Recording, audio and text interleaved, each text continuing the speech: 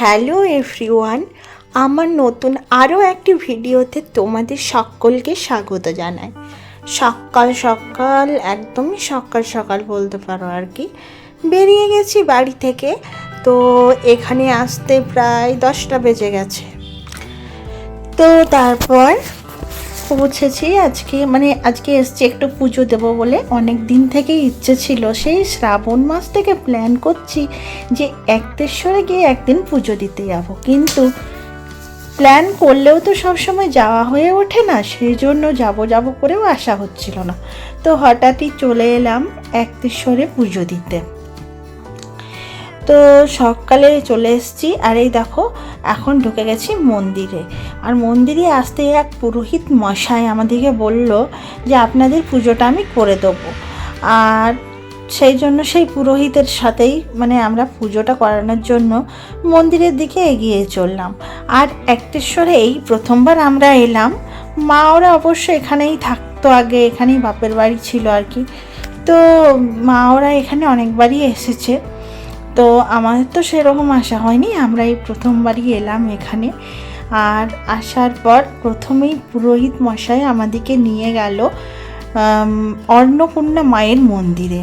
তো প্রথমে অন্নপূর্ণা মায়ের মন্দিরে পুজো দিয়ে তারপর মন্দিরটা আমরা প্রদক্ষিণ করব। তো তারপরেই হবে বুড়ো বাবা শিব ঠাকুরের পুজো। তো অন্নপূর্ণা মায়ের মন্দিরে পুজো দিয়ে এরপর আমরা চলে এলাম শিব ঠাকুরের পুজো দিতে। আর এই দেখো শিব ঠাকুরের ত্রিশূল আমার ছেলেকে ঠেকিয়ে দেওয়া হচ্ছে।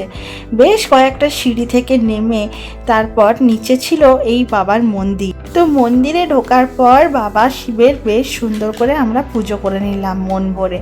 তারপর পুজো দিয়ে এরপর বাইরে আমরা বেরিয়ে এলাম। আর এই দেখো এখানে সবাই এই মন্দিরে সবাই সবুজ সুতো বাঁধে, তো সেই জন্যই সবুজ সুতো নিয়ে নিলাম। এখানে এই সুতোটাই ঠাকুরের পুজোর জন্য ব্যবহৃত হয়ে থাকে।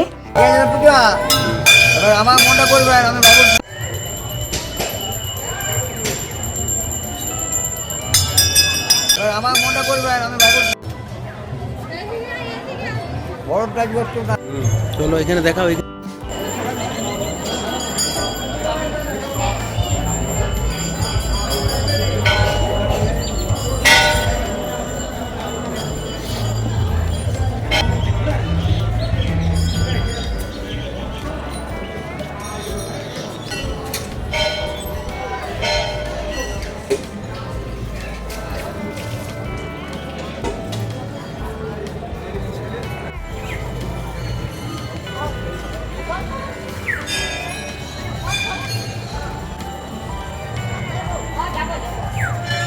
গোটা শিব মন্দিরটি প্রদক্ষিণ করতে করতে দেখলাম মন্দিরের ঠিক গায়ে গায়ে কত ছোট্ট ছোট্ট মূর্তি। আর সেই মূর্তিগুলিকে আমি একটি একটি ধূপ দিয়ে গোটা মন্দিরটি প্রদক্ষিণ করলাম। তো চলো আমি মন্দিরটি প্রদক্ষিণ করতে থাকি। আর আমার পুজো তো সমস্ত কমপ্লিট হয়ে গেছে। তো আজকের ভিডিওটা এই পর্যন্তই। সকলে ভালো থেকো, সুস্থ থেকো। আবারও নতুন ভিডিও নিয়ে খুব তাড়াতাড়ি চলে আসবো।